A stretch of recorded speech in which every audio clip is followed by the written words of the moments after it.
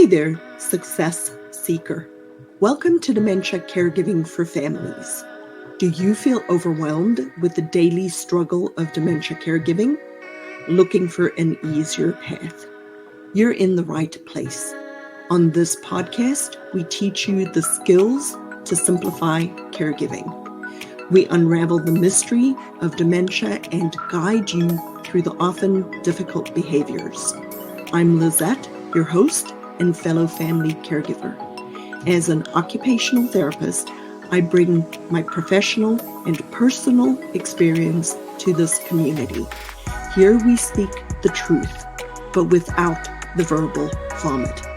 I know you will find value in today's program, so buckle up while this flight takes off.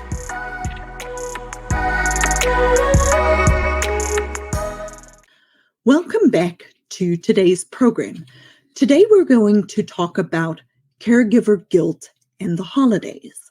And to be very honest and very frank, this is a topic that I honestly do not know that much about. So I did a little bit of research. I researched what does it mean to feel guilt as a caregiver before we even get into the whole holiday conversation. Because I believe that caregivers feel guilty when they really should not feel guilty, because the word guilt, if you look at it, it mostly shows up in a court of law, in a legal perspective, right? You're either guilty of doing something or you're not guilty of doing something. Guilt is an emotion that we experience that can be misplaced, right? We can have misplaced feelings of guilt when we really haven't done anything wrong. And so I want us to consider, I want you to think a little bit differently about what it means to have caregiver guilt and what caregiver guilt really looks like, and some strategies that we can do to try to minimize the feeling. So what is caregiver guilt? So caregiver guilt is feelings of not doing enough, like you haven't done enough. Caregivers often feel like they should be doing more, even when they know that they're already doing a lot, right?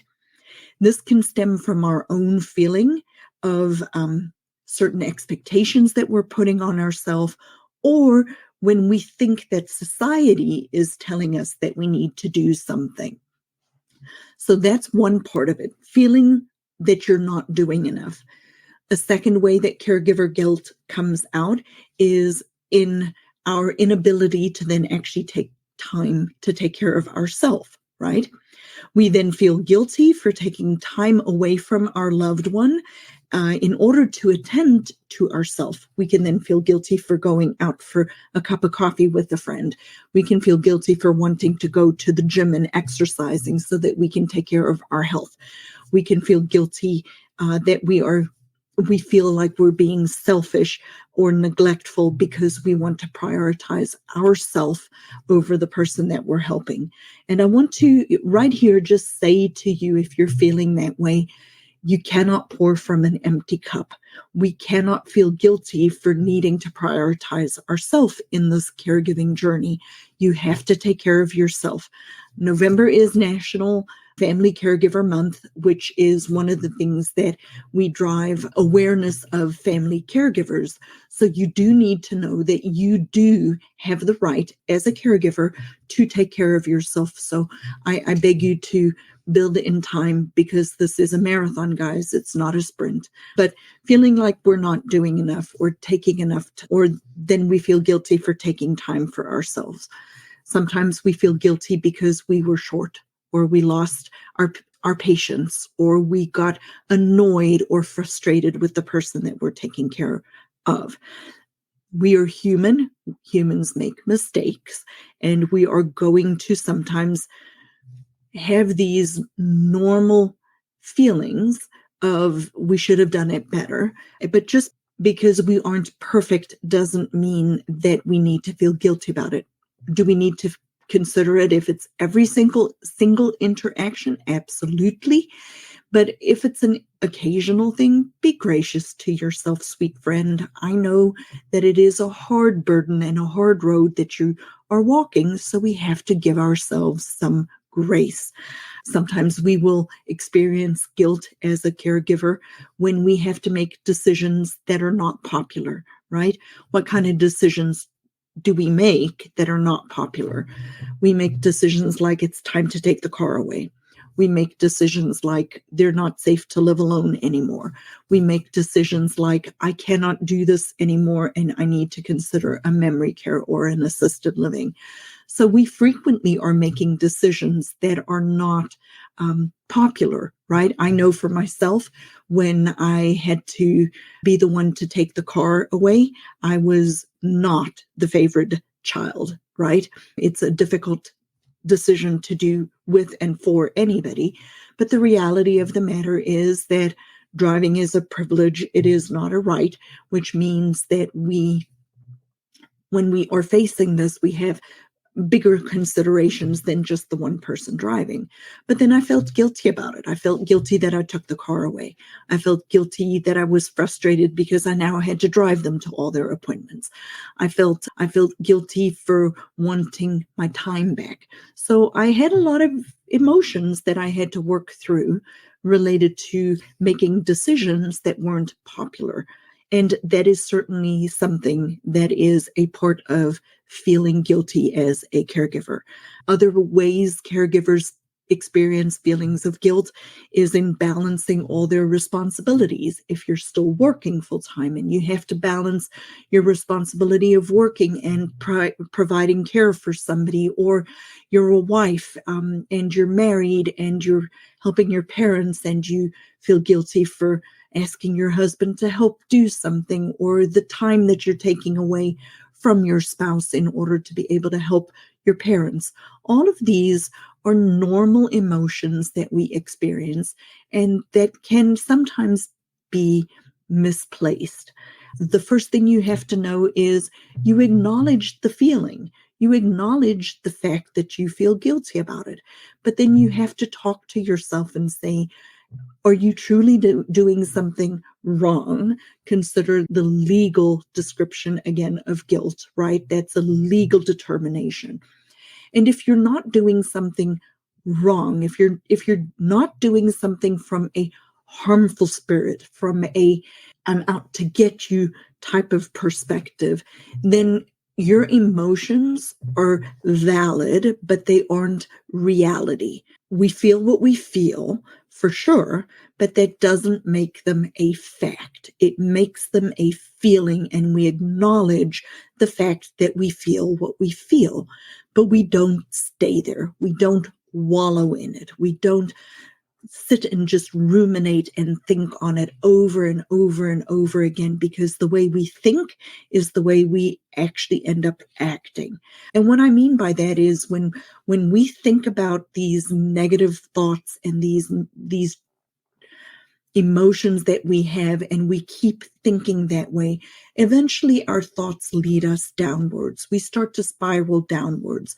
And that is exactly when we start to feel like life is overwhelming, like you have no control, like things are too much to handle, and that you're never going to be able to do this in the long term. So be careful about your thoughts, right? Your thoughts are very powerful, and they are something that can truly make or break you in this caregiving journey. So even though caregiver guilt is something that we do experience and something that we do feel, we need to be very cautious about staying there. Because if we stay there, then very, very quickly, our whole entire world turns into doom and gloom and woe is me, and nothing is going to ever get any better. So caregiver guilt, yes, is something that we experience.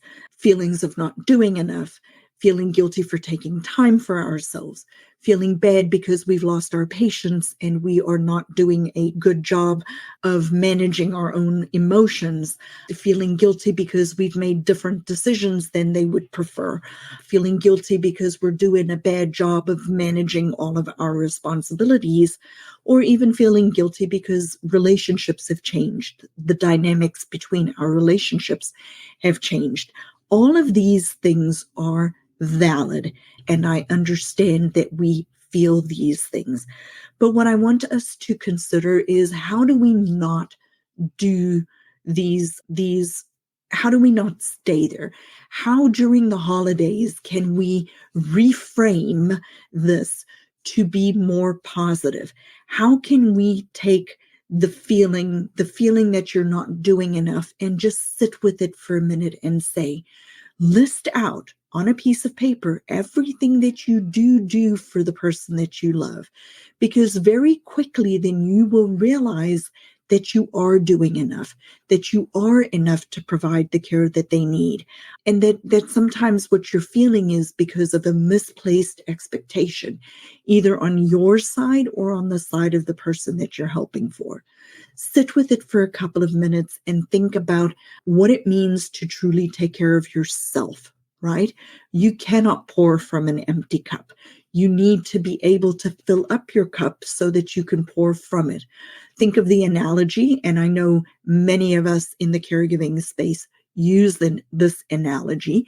If you are on an airplane and your oxygen mask falls down and you are flying with a person who needs assistance, you don't put the mask on them first, because if you do and then you pass out, that person cannot help you. You put your oxygen mask on yourself first. We have to take care of ourselves when we are caregivers.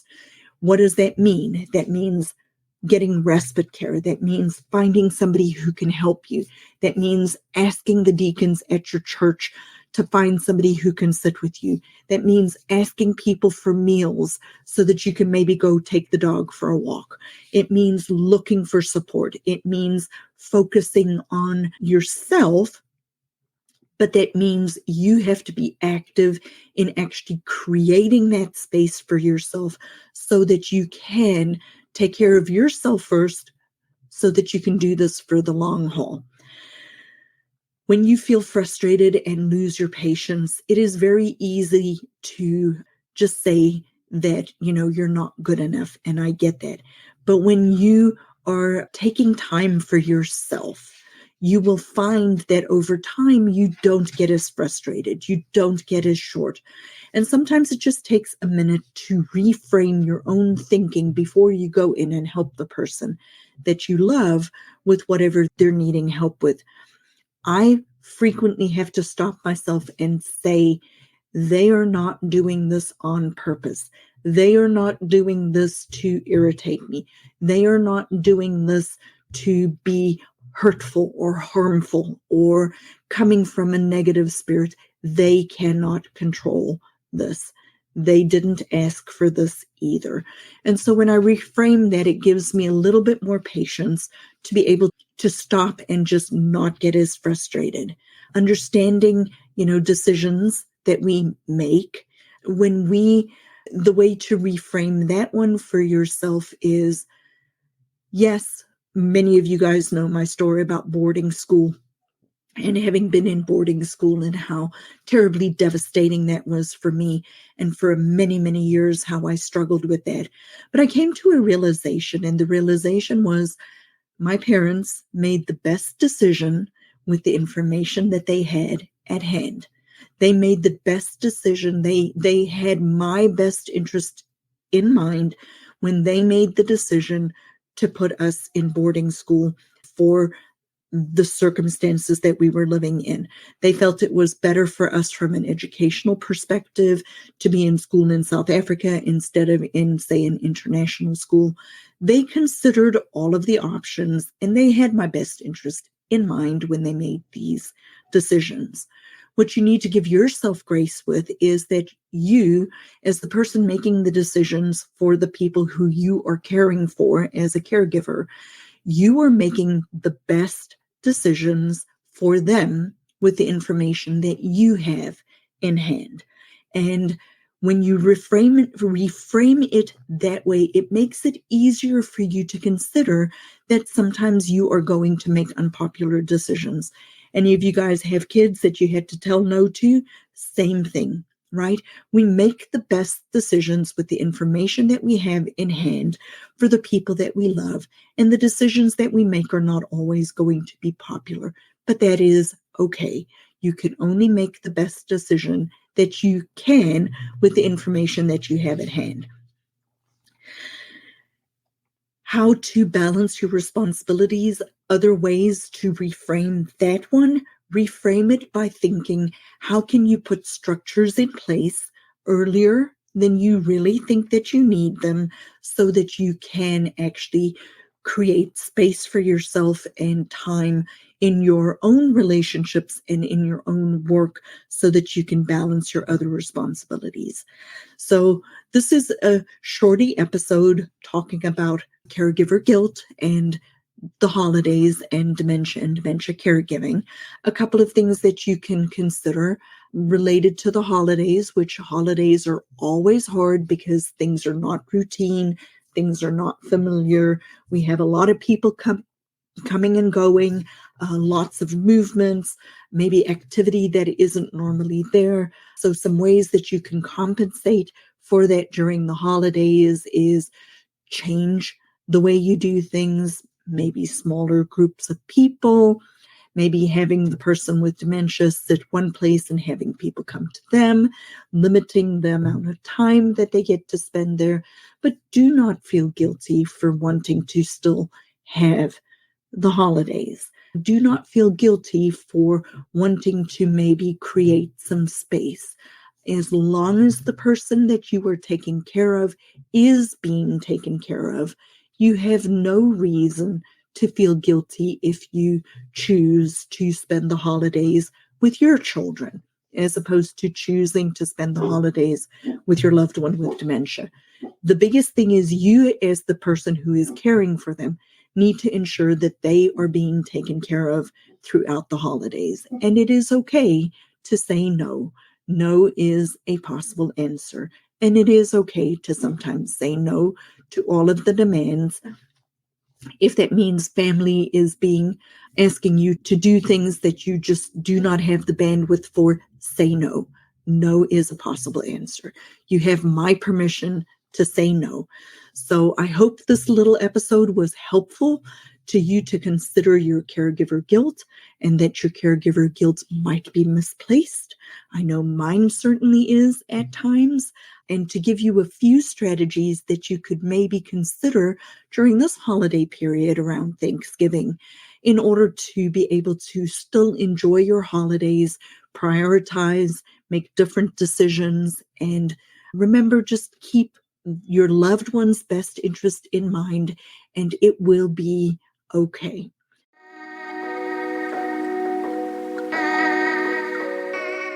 Hey there, success seeker. Welcome to Dementia Caregiving for Families.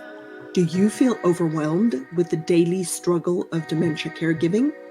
Looking for an easier path? You're in the right place. On this podcast, we teach you the skills to simplify caregiving. We unravel the mystery of dementia and guide you through the often difficult behaviors. I'm Lizette, your host and fellow family caregiver.